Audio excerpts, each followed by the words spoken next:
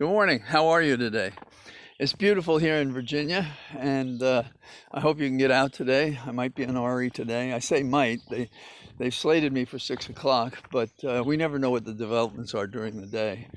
I want to thank all of you fine, wonderful people who responded with our announcement yesterday that we're seeking to get a double lung transplant for my wife Holly. With good thoughts, prayers, with sharing stories, sharing good stories of people who've had lung transplants and done well.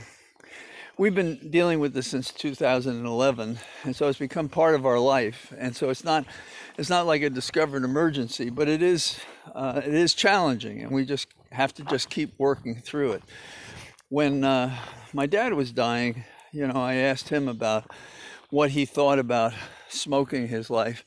And I didn't mean to ask it that way, and he obviously didn't take it that way.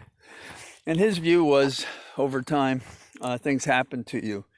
Well, we're hoping that we're going to deal with this happening and get through it. And the lung transplants are going to give us many more years together. You don't know. And so I'm not a perfect stoic, but it's almost the only way to deal with most of the important things in life. So I appreciate you sharing with us your thoughts and your thoughts and prayers, but also your stories and your kind remarks. Now, in the political column, what do I think is going on? I'm very excited that Biden is pushing back on Israel to de-escalate. These religious wars are terrible, and they're the contradiction of the very teachings of religion. But when you can sense from outside the inhumanity of what's going on, you have to tell people to smarten up and figure out a better way. I'm not going to get into what contribution Trump made to the chaos that's there, shifting capitals and so forth, or Netanyahu wanting to hold on to power. Anybody can opine about that, whatever they want. But we need to de-escalate if we're going to think of ourselves as civilized.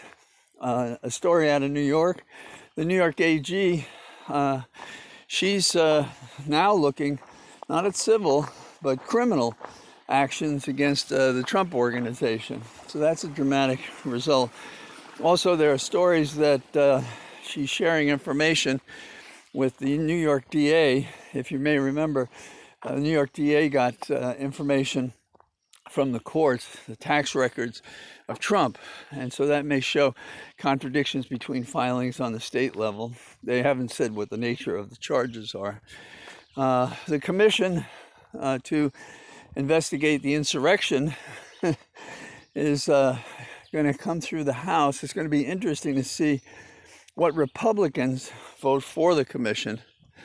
That may be a way to identify those who are more interested in being a traditional party instead of a party that, supports autocracy. And I'd like to be on that commission if there is one. It'd be nice to have some people, not necessarily me, who talk about the real facts, the real world. In this category, I'm very upset that here we are in May, and there's no prosecution out of Georgia for what Trump did there. There's no prosecution out of New York from the U.S. Attorney's Office or the DA against Trump there. We have developments all the time about closing in, but the faint of heart, it seems, can never actually close. It's a failure of success. I think I may have quoted before, Jack Kennedy had this expression that he said to his brother Robert during the Cuban Missile Crisis.